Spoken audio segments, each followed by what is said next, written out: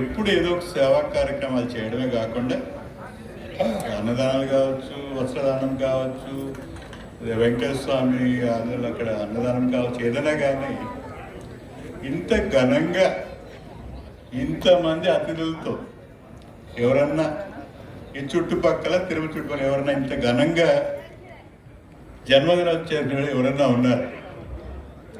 నేను ఎందుకు చూడలేదు. నాకు ఎందుకంటే పీసీ రాయాలంటే అంతేనా చేయగలడు, అరే ఏదైనా చదివితే ఇందాక చూస్తాం 20 ఏళ్ళుగా ఆయన ఇందాక కస్తూర్బా చేయడం చాలా అభినందనీయం అన్న. రెండోది అంటే దీనివల్ల ఏమవుతుందంటే మనకు ఆయుష్ పెరుగుతుంది.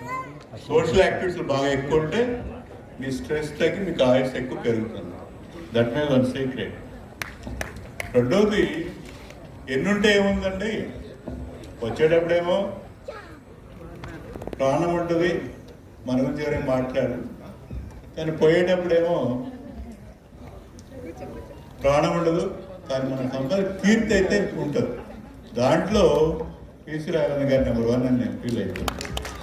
అందువల్ల డైయింగ్ విత్ జీరో అంటే చనిపోయేటప్పుడు ఏముంది, ఎత్తుకో జీరో, కానీ ఎంత సంపాదన చివరికైతే మిగిలేది మీరు చేసిన మంచి పనులు, మీరు చేసిన సేవాకారులు. కాబట్టి ఇలాంటి అందరికి మార్గదర్శనం ఉన్న పీసీ రాఘవన్ గారు మరొకసారి జన్మదిన శుభాకాంక్షలు. 69వ నాకు ఈ అవకాశం కృతజ్ఞతలు సాధిస్తున్నాను. అందరికీ నమస్కారం. జై హింద్.